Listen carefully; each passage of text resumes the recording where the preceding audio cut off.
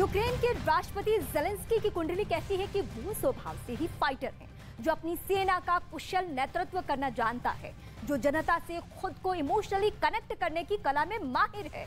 यही वजह है कि ज्यादा रूसी भाषी इलाका होने के बावजूद खार्किव में ज़ेलेंस्की फिर जीत रहे हैं। रूसी फौज ने दावा किया है कि खार्किव विजय कर लिया, लेकिन जो सच है वो ये कि ये इलाका भी पुतिन के हाथों से जा रहा है। यूक्रेन की सेना चुन चुनकर रूसी सैनिकों को मार रही है, गांव के गांव खाली करा रही है। चंद्रग्रहण के पहले भी ज़ेलेंस्की पुतिन की तमाम रणनीति पर भारी पड़ते दिखे और चंद्रग्रहण के बाद भी ज्योतिषी मान रहे हैं कि ज़ेलेंस्की का ग्रह नक्षत्र पुतिन के मुकाबले काफी तगड़े हैं। ये रिपोर्ट देखिए, समझने में मदद मिलेगी कि रूस यूक्रेन महायुद्ध किस दिशा में जा रहा है और ज़ेलेंस्की कैसे इस जंग का अपने पक्ष में मोड़ने में अब तक कामयाब रहे हैं।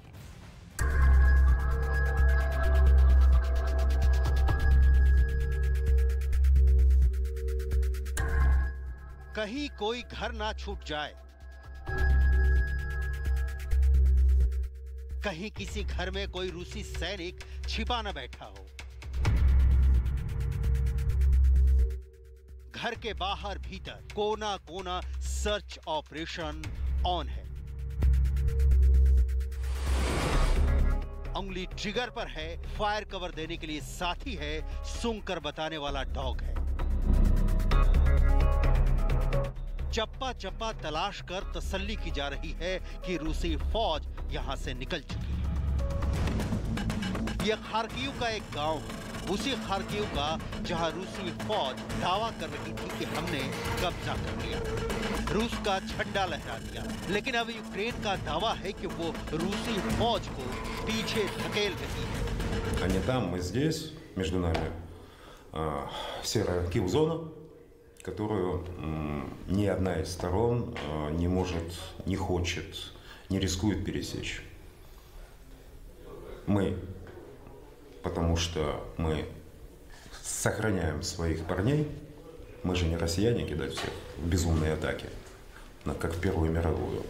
Они, потому что они тут же будут, понесут очень большие потери. И война перешла в ранг дистанционной работы артиллерии. लेकिन इस युद्ध का भविष्य क्या बता रहे हैं ग्रह नक्षत्र? क्योंकि चंद्र ग्रहण का प्रभाव तो युद्ध पर होने ही वाला है। फिर पुतिन या ज़ेलेंस्की कौन किस पर भारी पड़ेगा, इसकी पूरी डिटेल आपको बताएंगे। लेकिन उसके पहले महायुद्ध की जो ताजा सूरत-ए-हाल है वो देखना बहुत जरूरी है, क्योंकि तस्वीरें विचलित करने वाली हैं। युद्ध की आग में जल रहे यूक्रेन में तो तबाही का मंजर है ही, रूसी फौज भी भारी नुकसान झेल रही है। 1, 2, 3, 4, 5, 6, 7, 8 काउंटिंग करते जाइए। कुल 41 लाशें इन सफेद काली बैग में रखी जा रही है। रेफ्रिजरेटेड ट्रेन में इन लाशों को रख सड़ने गलने से बचाया जा रहा है। यूक्रेन का दावा है कि ये लाशें उन रूसी सैनिकों की हैं जो खार्किव से लौट रहे थे, लेकिन इसके पहले कि वो अपने निर्धारित मोर्चे पर पहुंच पाते, यूक्रेन की सेना की गोलियों के शिकार हो गए।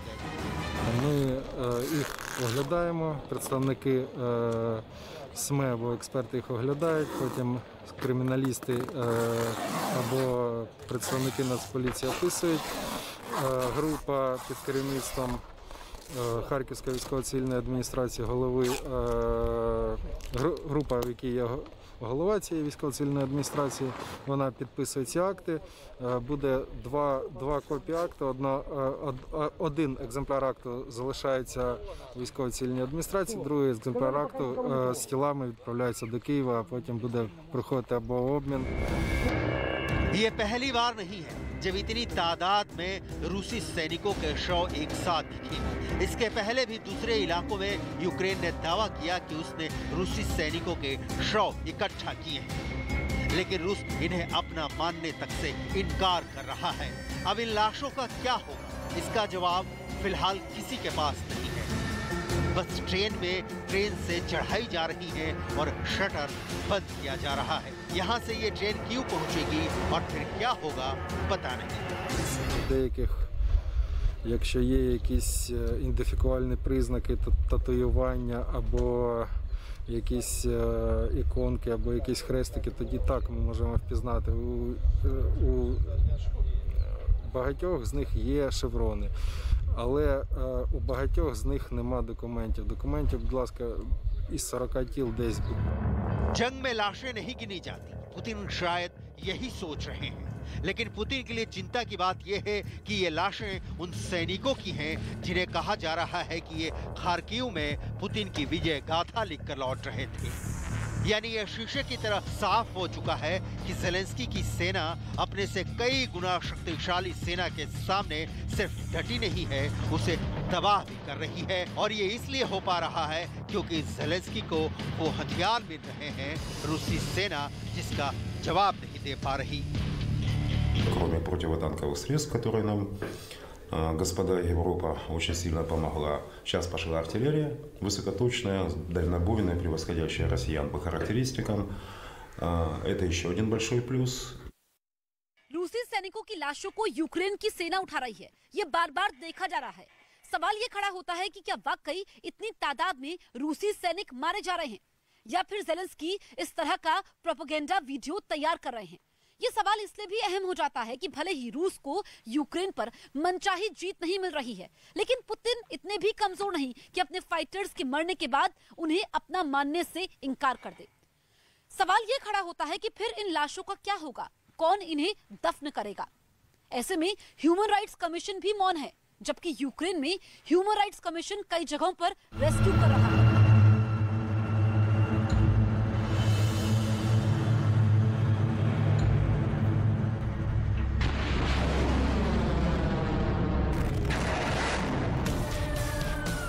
रेस्क्यू का काम अभी लंबा चले क्योंकि चंद्र ग्रहण का प्रभाव जो बता रहा है उसके मुताबिक ना तो पुतिन ना ही ज़ेलेंस्की अभी झुकने वाले हैं। और चंद्र ग्रहण भले ही रूस में नहीं दिखने वाला हो, लेकिन इसका प्रभाव तो होगा ही। ज्योतिष के जानकार क्या मान रहे हैं पहले वो सुन लीजिए, उसके बाद आपको दिखाएंगे ब्रिटेन से यूक्रेन को मिला वो नया हथियार जिसका जवाब पुतिन की सेना के पास नहीं है। तो ये युद्ध अभी खत्म नहीं होगा क्योंकि दोनों ही तरफ से जहाँ तक रशिया का सवाल है वो भी वहाँ पर पुतिन जिस उनकी जो कुंडली है उससे मानने वाले हैं नहीं, वो करेंगे नहीं। और ये जो ज़ेलेंस्की हैं इसमें पूरा यूरोप और अमेरिका हवा भर रहा है, तो ये भी मानने वाले नहीं हैं। तो ऐसा नहीं लगता कि युद्ध खत्म होगा और ये इतना विध्वंसक होगा, ऐसा भी नहीं लगता, लेकिन ये चलता रहेगा।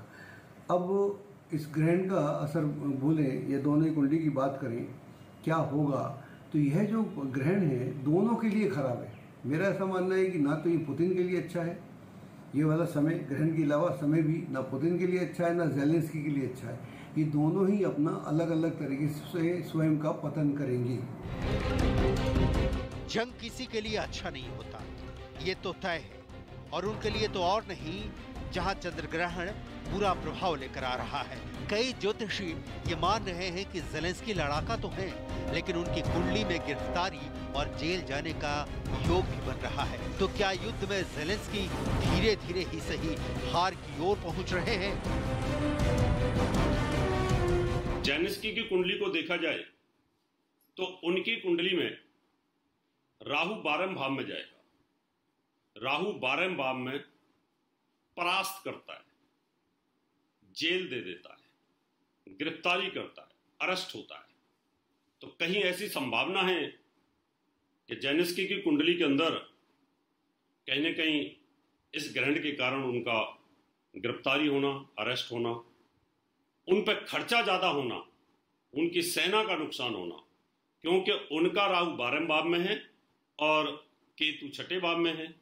पापी ग्रह 6ठे भाव में वैसे बलवान होते हैं, लेकिन बृहस्पति बहुत ही डिप्लोमेटिक प्लेनेट है। ज़ेलेंस्की दम साध कर युद्ध कर रहे हैं और ये देखने के लिए सिर्फ ज़ेलेंस्की की कुंडली नहीं, नेटो की भी कुंडली देखनी होगी जिसमें ब्रिटेन भी आता है।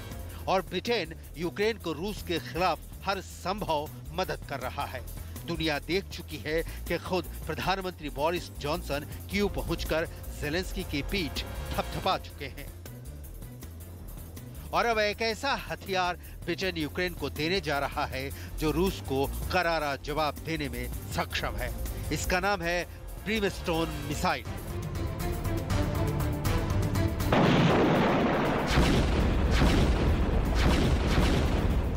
पहले इस घातक ब्रिमस्टोन मिसाइल के बारे में जान लीजिए। इसके बाद आपको बताएंगे आखिर युद्ध में नित बदलती तस्वीरों का अब तक हासिल क्या है।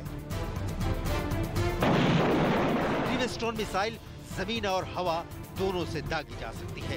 ये सुपरसोनिक रफ्तार से हमला करने वाली मिसाइल है। ब्रिमस्टोन मिसाइल अचूक निशाना लगाने में माहिर है। इसकी मारक क्षमता है 60 किलोमीटर। यूक्रेन इसे ओडेसा में रूस के खिलाफ तैनात करेगा। ब्रिटेन यूक्रेन को 100 ब्रिमस्टोन मिसाइल दे रहा है। ज़ेलेंस्की की कुंडली का योग कल के बाद क्या होगा, ये तो ज्योतिषी बता रहे हैं। लेकिन यहाँ यूक्रेन की जमीन पर रूस की बमबारी रत्ती भर भी कम नहीं हुई है। खार्किव में रूसी सैनिकों को पीछे धकेलने की तस्वीर अभी तक साफ नहीं हो पाई है। लेकिन अभी तक का युद्ध बतला रहा है कि यूक्रेन अपनी ताकत से ज्यादा रूसी सैनिकों को टक्कर दे रहा है। और ये इसलिए हो रहा है क्योंकि उसे भरपूर सैन्य सहायता मिल रही है। अमेरिका से, ब्रिटेन से, यूरोपीय देशों से यूक्रेन को हथियार मिल रहे हैं, जिसका जवाब रूसी सैनिक नहीं दे पा रहे हैं। और नतीजा ये हो रहा है कि जिन जिन इलाकों में रूस कब्जा करने का दावा करता है, दूसरे दिन खबरें आती है कि उन इलाकों में वापस से यूक्रेन का कब्जा हो गया है।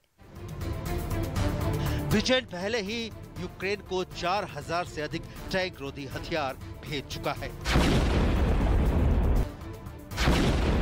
एंटी एयरक्राफ्ट मिसाइलें, एंटी टैंक मिसाइलें ब्रिटेन से यूक्रेन पहुंचती रही हैं और अब नया ब्रिमस्टोन मिसाइलें पहुंच रही हैं। इसके पीछे वजह बताई जा रही है कि जिस तरह से रूस ने डोनबास से अब काला सागर की ओर रुख किया है, उसने नाटो देशों की धड़कनें बढ़ा दी है। रूस ने यूक्रेन के दक्षिणी इलाकों पर कब्जा कर लिया तो उसकी मोल्दोवा तक पहुंच आसान हो जाएगी और रूस नाटो देशों को चुनौती देने में ज्यादा सक्षम होगा। इसलिए ब्रिटेन ब्रिमस्टोन मिसाइल यूक्रेन भेज रहा है, जो ओडेसा को रूसी हमले से बचाने में लगाई जाएगी। ओडेसा काला सागर के किनारे है और इसी काला सागर में रूस के 20 जंगी जहाज और 7 सबमरीन खड़ी हैं। माना जा रहा है कि इस ब्रिमस्टोन मिसाइल से यूक्रेन काला सागर में रूस को चुनौती दे सकेगा। यूक्रेन की ताकत कई गुना बढ़ जाएगी। यूक्रेन फिलहाल अपनी नेपच्यून मिसाइलों से रूस को चुनौती दे रहा है। यूक्रेन ने इसी नेपच्यून मिसाइल से रूस के मॉस्कोवा को मार गिराया था, लेकिन इसके बाद रूस ने यूक्रेन में कहर बरपाना तेज कर दिया। जंग में रूस के खिलाफ नाटो देशों में ब्रिटेन सबसे ज्यादा आक्रामक है। एक से बढ़कर एक हथियार यूक्रेन को मुहैया करा रहा है। मैनपेड हथियारों ने रूस को काफी नुकसान पहुंचाया है। पुतिन पहले ही ब्रिटेन को परमाणु धमकी भी दे चुके हैं और अब ब्रिटेन यूक्रेन को ब्रिमस्टोन मिसाइलें सप्लाई कर रहा है। मतलब पुतिन की आंखें ब्रिटेन के खिलाफ अभी और लाल होंगी। Наша страна, конечно же, меняется вместе с этими обстоятельствами, делает свои выводы. Выбор этот, который мы делаем сейчас, но сделали уже, по сути, облегчается тем, что коллективный Запад нам объявил тотальную гибридную войну. И трудно прогнозировать, сколько все это продлится, но ясно, что... रूस के विदेश मंत्री की अपने देश के लिए चिंता तो जायज है, लेकिन अमेरिका यूक्रेन की मदद के रास्ते में बहुत आगे निकल चुका है। अमेरिकी सीनेट में रिपब्लिकन पार्टी के नेता मिच मैकोनेल समेत अमेरिकी सीनेटर्स के प्रतिनिधिमंडल ने एक अघोषित यात्रा के तहत कीव में यूक्रेन के राष्ट्रपति ज़ेलेंस्की से मुलाकात की है। इस दौरान उन्होंने रूस के साथ युद्ध में यूक्रेन के प्रति अमेरिका की एकजुटता जाहिर की। इधर जर्मनी लगातार यूक्रेन का साथ देने की कस्में खा रहा है। In face of Russia's war of aggression against Ukraine's NATO creed of one for all and all for one is even more important than ever. Our security, our freedom, our values are under threat. But together we will defend them. Our unity remains our greatest strength. चंद्रग्रहण का असर भी तो यही बता रहा है। जो जमीन पर अभी दिख रहा है वो निकट भविष्य में जारी रहने वाला है। मतलब युद्ध का अभी निष्कर्ष नहीं निकलने वाला। और ये सब हो रहा है तो इसलिए कि यूक्रेन अकेला नहीं है जिसे पुतिन दबा देंगे। ज़ेलेंस्की अकेले नहीं हैं जिसे पुतिन सत्ता से हटाकर कीव में अपनी कठपुतली बैठा देंगे। दोनों की कुंडली में राजयोग है। यूक्रेन के राष्ट्रपति ज़ेलेंस्की की जो कुंडली है वो वृष लगन की है। वृष लगन कोई युद्ध वाली लगन नहीं होती है। और पुतिन साहब की जो लगन है वो तुला है। इन दोनों का स्वामी शुक्र होता है। अजीब इत्तेफाक है कि दोनों का स्वामी शुक्र है।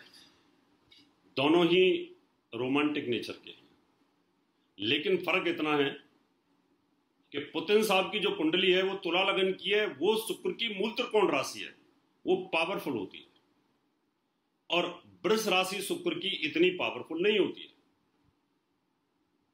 इसलिए ज़ेलेंस्की की जो कुंडली है उसके अंदर राहु का जो गोचर है मेष राशि में, उनको हताशा, निराशा, उनका गिरफ्तार होना, युद्धबंदी होना, ऐसे योग बनाएगा,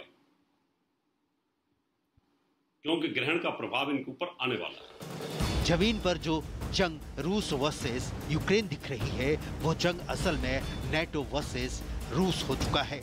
अघोषित तौर पर ही सही इस जंग का दायरा यूक्रेन का बॉर्डर पार कर चुका है और लपेटे में अभी और कई देश आ सकते हैं। पुतिन का इरादा बिल्कुल क्लियर दिख रहा है, अपने पड़ोसी देशों को नेटो की सदस्यता से रोकना, और पुतिन के पड़ोसियों का भी इरादा बिल्कुल क्लियर दिख रहा है कि नेटो की सदस्यता लेकर खुद को रूस से बचाना। इस बीच यूक्रेन अभी और चलेगा, लेकिन कब तक इसका जवाब फिलहाल तो किसी के पास नहीं है।